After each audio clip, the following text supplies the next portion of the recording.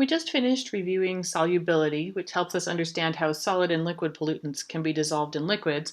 But let's go ahead and take a look at a case study so we can see how specific pollutants can interact with the environment and how they can get into our environmental systems, even though a lot of them aren't very soluble.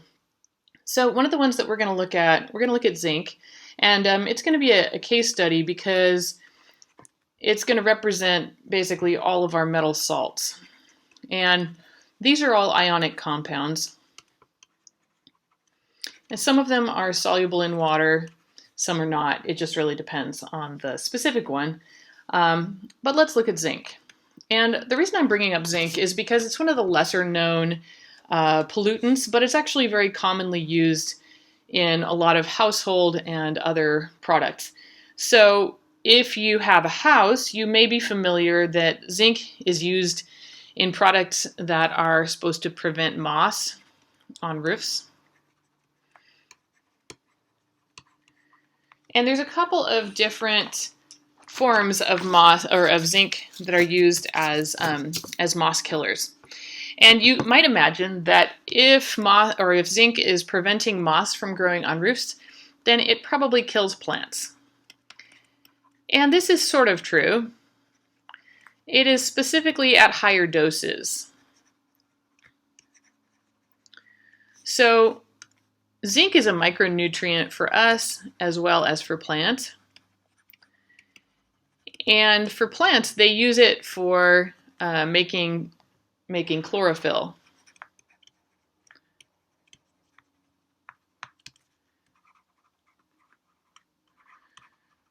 So it's certainly important for plants, but too much of any good thing is not a good thing, right? So this is one of our common uses for zinc. The other one is that it is a catalyst in a lot of rubber and other plastic synthesis. And so there is some amount that is present in car tires. So when the car tires are driving on the road, a little bit of the car tire gets rubbed off, even just through normal use. So not because you've skidded or anything like that, but just from rolling on the road, a little bit of the tire material, including a little bit of zinc, is left on the road. So that means that zinc is entering our aqueous systems and probably, soil as well.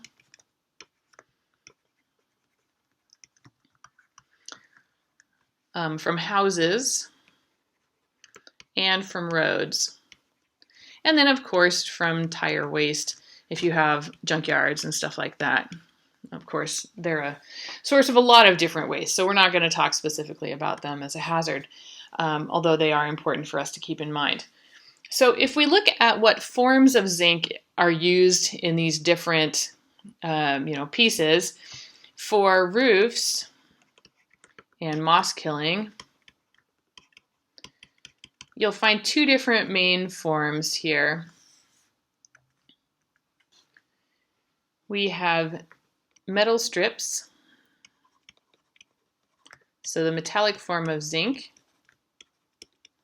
that get nailed on top of the roof.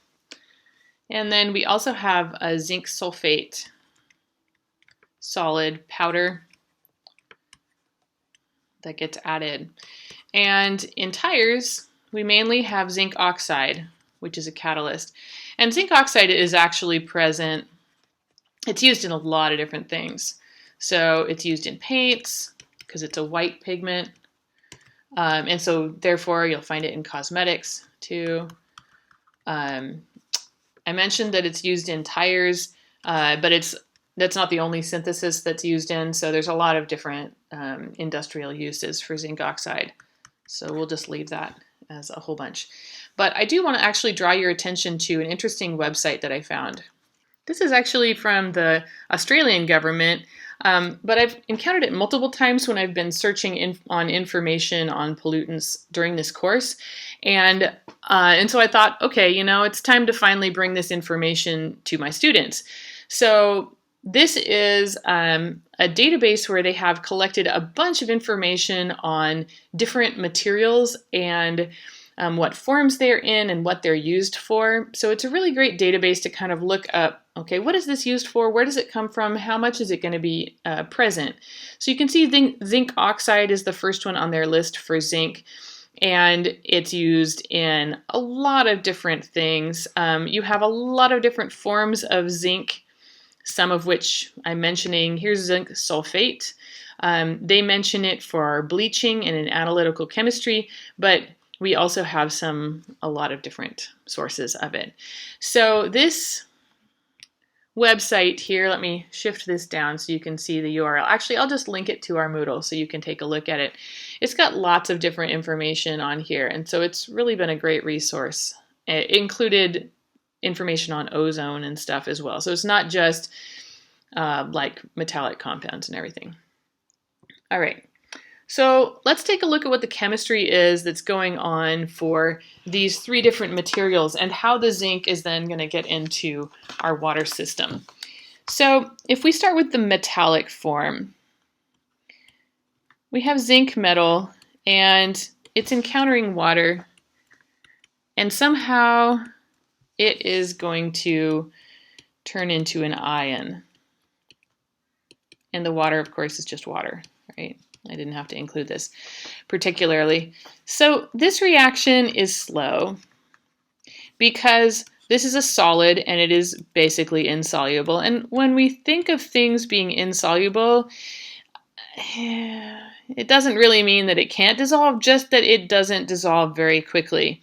So this is true, except that anytime we have low pH or high pH,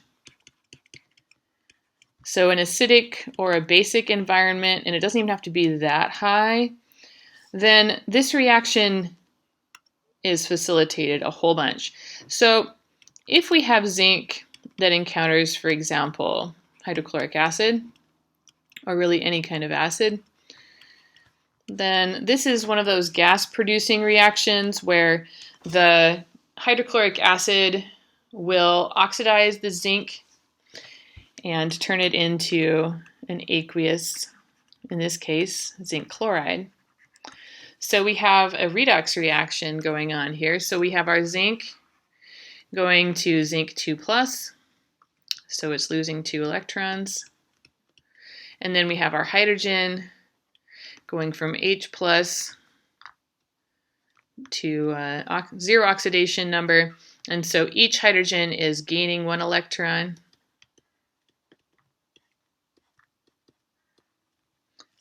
And so we've got this redox reaction. And this is a very common interaction with acids and metals. Anytime you have an acid and a metal, you're going to get a certain amount of this reaction going on. So this, this metal plus acid, this is a generic reaction.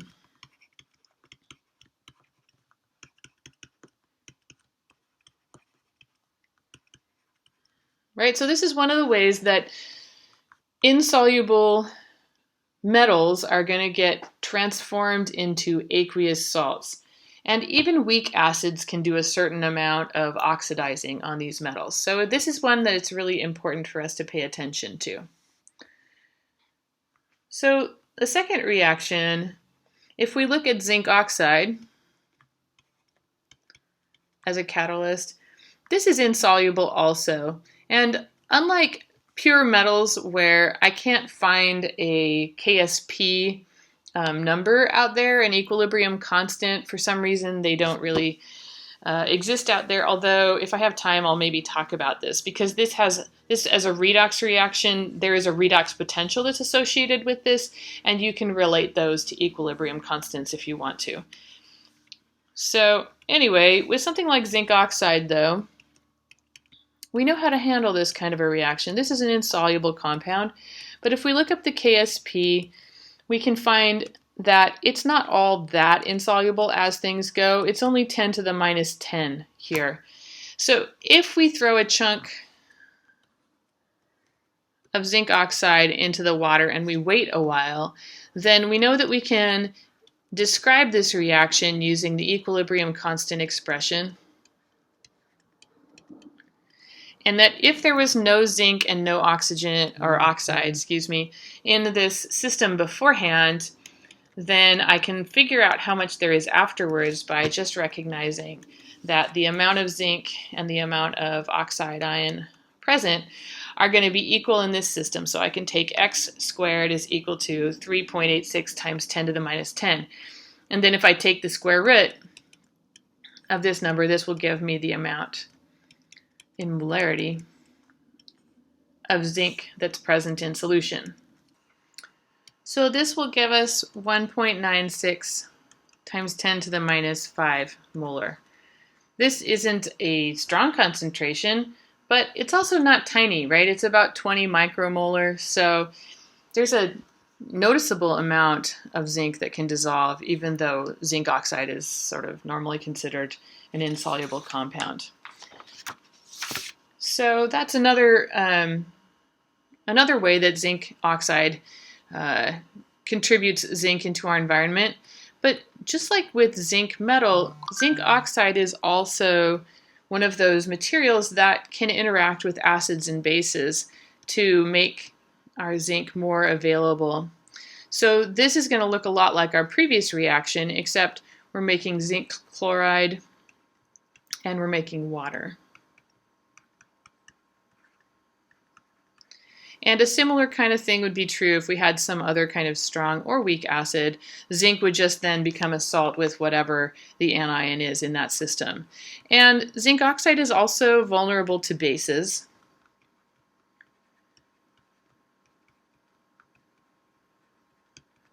If we have an aqueous system that happens to have a basic pH, then you can get something where the zinc reacts with some hydroxides to become this sort of hydroxide complex that is soluble. And in this case, the sodium is just hanging out as a counter ion, because if we look at our zinc hydroxide or tetrahydroxide zinc, this is going to have a 2- total charge, right? The zinc is going to be 2+, and then we have 4 hydroxides, each of which have a -1 charge. And so overall, this is going to make a zinc hydroxide complex where we have 2 sodium ions that are just hanging out, kind of counterbalancing, that should be a 2, counterbalancing those additional charges.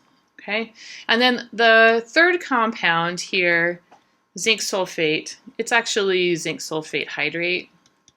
But this is soluble in water all of a sudden, all the way. So as soon as you put that on your roof, they tell you not to put it on right before it rains because they want it to stay on the roof for a while so that the plant has a chance to get exposed to it. And also because if all of the zinc gets washed away all at once, then it can kill the plants around your house as well. They tell you to keep it away from ponds, and they tell you that you may need to protect some of the plants along your drip line and stuff. Okay, so depending on the plants,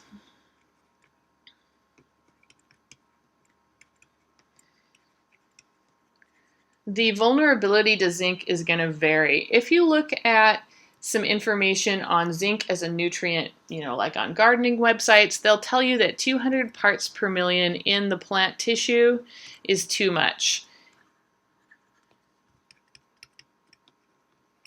This is where you are going to get some toxic effects on the plant. And the toxic effects are going to start with stunted growth and, like browning of leaves.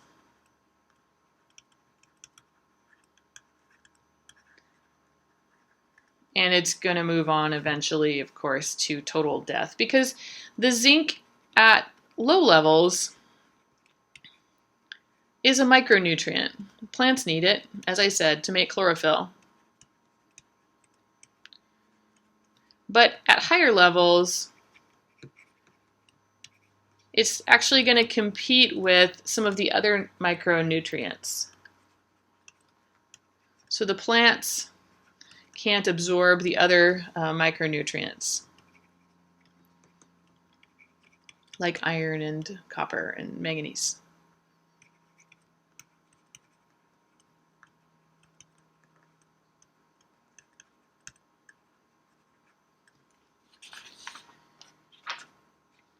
Now, this, as I said, it really depends on the plant because we also have some plants that are very specifically good at helping remediate contaminated water that has a lot of metals in it.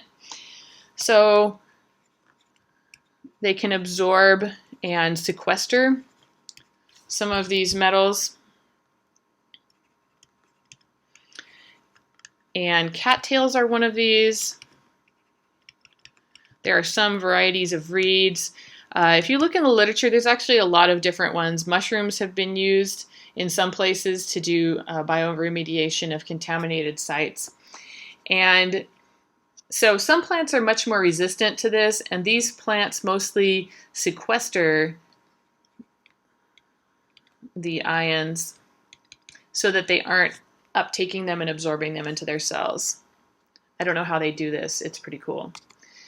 So in this video, zinc was our case study, but I want you to recognize that the main themes that we went through are going to be true for most metal contaminants. So let's go ahead and look at our main themes here for how metals get into the environment.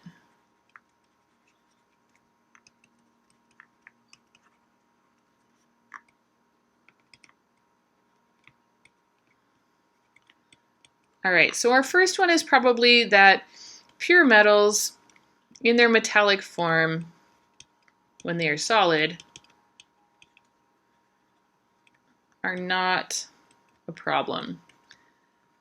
Because if they stay in their solid form, nothing is really going to do anything with them. But we can have our metallic forms will slowly dissolve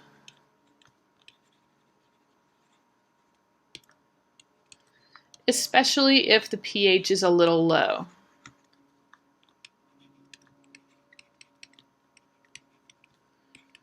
And in some cases, the pH can also be basic as well. Now, you've probably already spotted this, but notice that rainwater is usually acidic.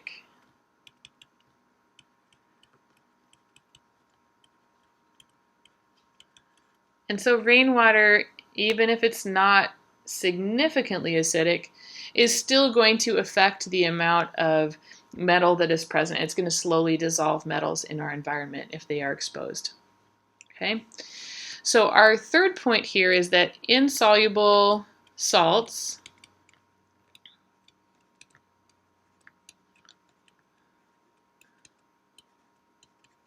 are slightly soluble because of equilibrium. So think about the KSP. And often become more soluble around acidic and basic materials.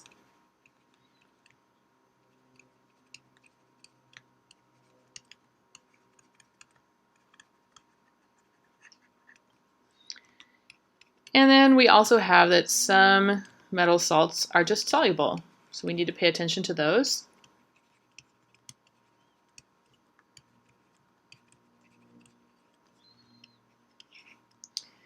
And finally, most metals are micronutrients, so we do need a little bit of them in our environment and in our diet, but not a lot.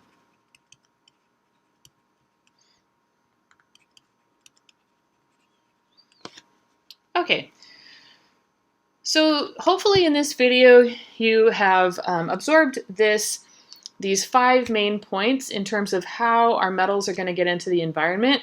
The short version is that they have to turn from their metallic form into an ionic form, and then that ion is what's going to be soluble in whatever our system happens to be. Acidic and basic solutions increase the likelihood that metals turn into ions, and so those ones are going to improve the solubility of insoluble materials. Now, I'm going to post a homework assignment in a minute here where I'm going to have you do a similar case study on some kind of an industrial metal that you're interested in or you're curious about. I'll go ahead and make a few suggestions in the assignment if you don't know where to get started.